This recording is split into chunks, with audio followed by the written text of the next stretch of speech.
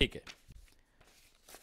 मग प्रश्न सूरजजी हा आहे, तुम्हाला माहिती आहे साधा पेन चोरला काय, मोबाईल चोरला काय, काही जरी चोरलं, समजा चोरी झाली, तर त्या प्रकरणामध्ये जे जे कोणी सहभागी असतील त्या सगळ्यांवरती गुन्हा दाखल होतो.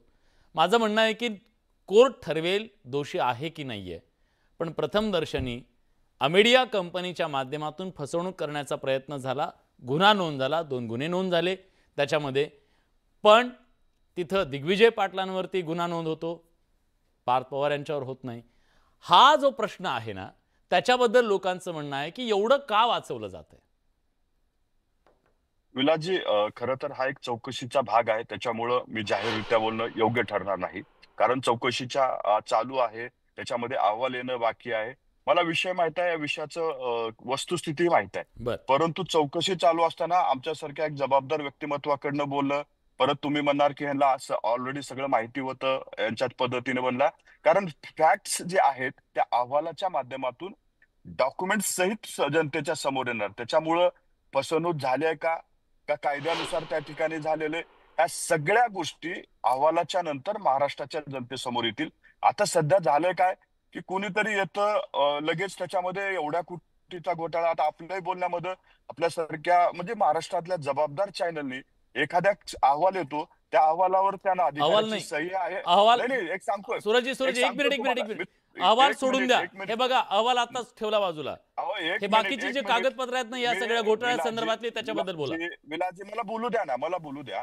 माझं काय म्हणणं आहे की आपलं मी तुमचं पर्टिक्युलर असं नाही बोलत आहे की आज दिवसभर मी माध्यमामध्ये बघतोय की चॅनल सुद्धा कुठली गोष्ट बातमी लावत असताना त्या अहवालावरती आपण पण पाहाल सिग्नेचर आहे का, सही आहे का, कुणाची शिक्का आहे का, काहीही मागं पुढं नाही. त्याच्यावरती आज दिवसभर आम्ही बघतोय बातम्या चालू आहेत. राज्याचे महसूल मंत्री म्हणतात अशा पद्धतीची आम्ही कुठलीही कमिटी नेमलेली नाही, तरी त्याच्यावरती बातम्या चालू आहेत. मला म्हणायचं की या प्रकरणामध्ये एक चौकशी समिती नेमली आहे. महाराष्ट्रातल्या जबाबदार अधिकारी त्या चौकशीमध्ये, त्यांचा आतापर्यंतची कारकीर्द ही निष्कलंक निष्पक्ष राहिलेली आहे, अशी लोक नेमले. त्यांचा अहवाल येऊ द्या. त्याच्यामध्ये जर खरेच गुन्हेगार असतील तर मला विश्वास आहे महाराष्ट्राचे मुख्यमंत्री आणि उपमुख्यमंत्री हे दोघंही कायद्याच्या चौकटीत राहून काम करणारी लोक आहेत. त्याच्यामध्ये जर दोषी असतील तर ते नक्की त्याच्यावरती कारवाई करतील. परंतु सगळ्या अहवाल येण्याच्या आधीच काही लोक ऐका ना सूरजजी, मी म्हणालो ना तुम्हाला, अहवाल दिला तिकडे टाकला बाजूला. मुद्दा हा आहे की या सगळ्या प्रकरणामध्ये हे जे प्रकरणाचे पेपर्स आहेत ना, हे सगळे ह्या पेपरमध्ये जे आहे ना त्याच्याबद्दलच मी तुम्हाला विचारतोय. बाकी सोडून द्या ना ते अहवाल विवाद.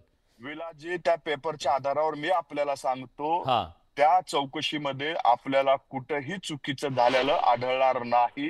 हे जबाबदार मध्येपणे महाराष्ट्राच्या जनतेसमोर न्यूज 18 लोकमतच्या माध्यमातून सांगतोय.